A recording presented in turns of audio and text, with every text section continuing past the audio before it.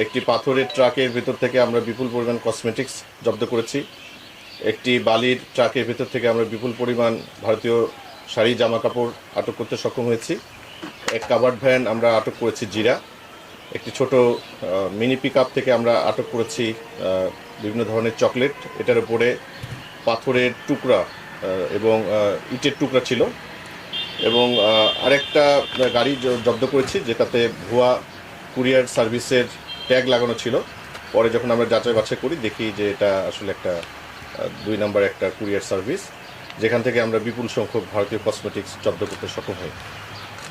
আমাদের হবিগঞ্জ জেলার এই তেলিয়াপাড়া সাতছড়ি চুনারঘাট মহাসড়ক এটি দুর্গম পাহাড়ি এলাকার ভিতর দিয়ে, এবং এখানে আমাদের জাতীয় উদ্যান সাতছড়ি উদ্যান আছে। চোরাকারবারিরা এই রাস্তার অ্যাডভান্টেজ নেওয়ার চেষ্টা করছিল, বাট সাম্প্রতিককালে আমাদের দৃঢ় পদক্ষেপের ফলে, আমাদের গোয়েন্দা তৎপরতার কারণে এবং বিজিবির অত্যাধুনিক প্রযুক্তি সক্ষমতা ব্যবহারের ফলে চোরাকারবারিদেরকে আমরা বিট করতে সক্ষম হয়েছে, এবং যার ফলে আমরা আজকে আনুমানিক প্রায় 5.5 কোটি টাকার মতো মূল্যের বিভিন্ন ধরনের ভারতীয় অবৈধ চোরাচালান মালামাল জব্দ করতে সক্ষম হয়েছে। অভিযানে চোরাই মালামাল উদ্ধার করা গেলেও কাউকে আটক করতে না পারার কারণও ব্যাখ্যা করেন তিনি। যে রাস্তার কথা বলেছি, এখানে আমরা ফাঁদ পাতার পরে অনেক সময় তারা করে কি, যে গাড়িগুলো নিয়ে যায় এগুলোর সামনে একটা বাইক অথবা একটা কার গাড়ি দিয়ে এসকর্ট করে নিয়ে যায়, যাতে করে সামনে কোনো আইনশৃঙ্খলা রক্ষাকারী বাহিনী আছে কিনা এটা টের পেয়ে যায় তারা।